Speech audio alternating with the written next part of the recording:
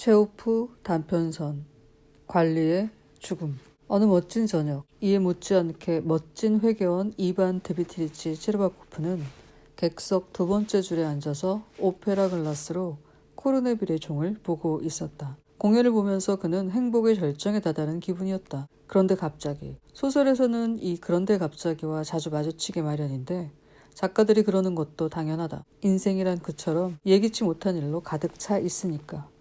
그런데 갑자기 그가 얼굴을 찡그리더니 눈을 희번덕거리며 숨을 멈추었다.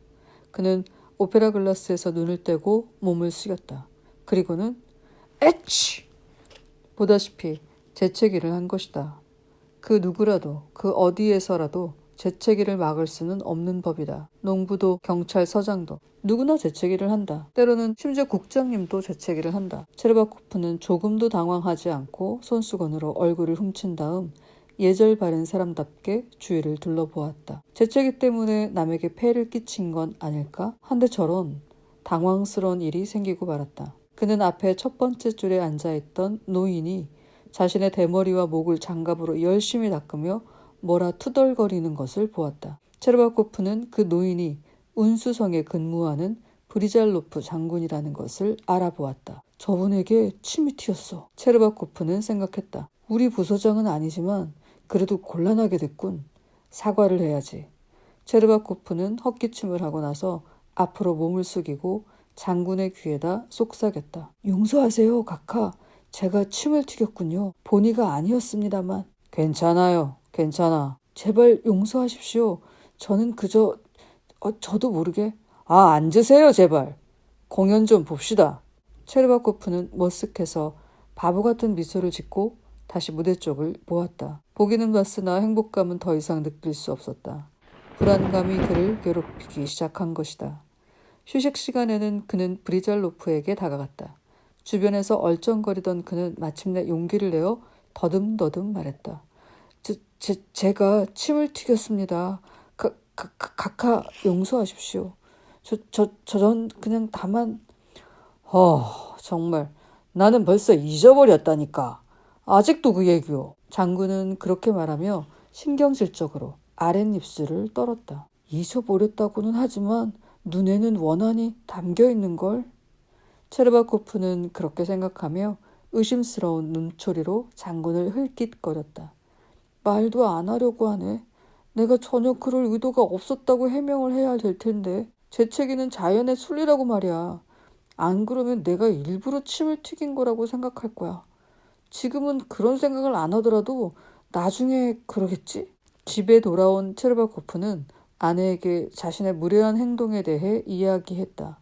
그가 보기에 아내는 이 사건을 너무 가볍게 받아들이는 것 같았다. 그녀는 깜짝 놀라긴 했지만 브리잘로프가 다른 부서 사람임을 알고는 안심했던 것이다. 그렇더라도 당신이 가서 사과하세요. 그녀는 말했다. 안 그러면 당신이 사람들 있는 데서 예절도 못 차린다고 오해할 거니까요. 그래 바로 그거야. 사과를 했는데도 그 사람은 뭔가 이상했어. 한마디 대꾸도 없더라고. 하긴 제대로 이야기할 시간도 없었지만. 다음날 체르바코프는 새 관복을 차려입고 말끔하게 면도한 다음 브리잘로프에게 해명하러 갔다. 장군의 접견실에는 청원자가 많아 보였고 그들 틈에서 바로 그 장군이 벌써 접견을 시작하고 있는 것이 보였다. 장군은 몇몇 청원자들과 이야기를 주고받은 뒤에 눈을 들어 체르바코프를 보았다. 기억나실는지는 모르겠지만 각하, 어제 아르카지 극장에서 회계원은 여쭙기 시작했다. 제가 재채기를 했었지만 그래서 본의 아니게 침을 튀겼습니다. 죄송. 무슨 쓸데없는. 그래서 어쩌겠다는 거예요. 선생은 무슨 일이시죠? 장군은 다음 청원자에게 고개를 돌렸다. 말하기 싫다 이거군. 체르바코프는 그렇게 생각하며 얼굴이 창백해졌다. 화가 났다는 얘기야. 아니, 이대로 내버려둬서는 안 되겠어. 해명을 해야지. 장군이 마지막 청원자와 면담을 끝내고 내실로 향하려 할 때 체르바코프는 황급히 그를 쫓아가며 중얼거렸다. 각하, 제가 감히 이렇게 폐를 끼치게 된 이유는 외람된 말씀이지만 참회의 감정 때문입니다. 본의가 아니었다는 걸 제발 알아주십시오. 장군은 울상을 지으며 손을 흔들었다. 여보세요. 날 지금 놀리자는 겁니까? 뭡니까? 그는 그렇게 말하고 문을 닫았다. 놀리다니? 무슨 말이지? 체르바코프는 생각했다. 놀리려는 생각은 조금도 없었어. 장군은 이해를 못하시는군. 그렇다면 좋아. 더 이상 이런 오만한 인간에게 사과하지 않겠어. 마음대로 해보라지. 편지를 쓰는 거야. 찾아가지 말고. 젠장. 안 찾아가겠어. 그런 생각을 하며 체르바코프는 집으로 돌아왔다. 그러나 편지는 쓸 수 없었다. 생각에 생각을 거듭해 보아도 무슨 얘기를 써야 될지 몰랐던 것이다. 결국 다음날 장군에게 찾아갈 수밖에 없었다. 각하, 저는 어제 와서 폐를 끼친 사람입니다만. 장군이 그를 의아한 눈길로 쳐다보자 그는 더듬거리며 말했다.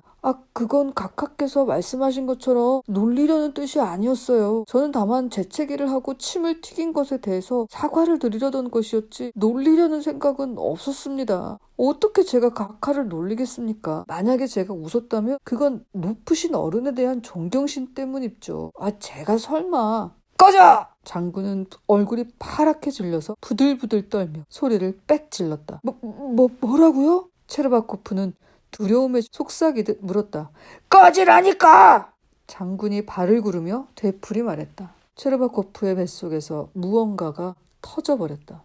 아무것도 보이지 않고 아무것도 들리지 않는 상태로 그는 문을 향해 뒷걸음질 쳤다. 그리고 흐느적 밖으로 걸어 나아갔다. 기계적으로 걸음을 옮기며 집에 돌아온 그는 관복을 벗지도 않은 채로 소파에 누웠다. 그리고 죽었다.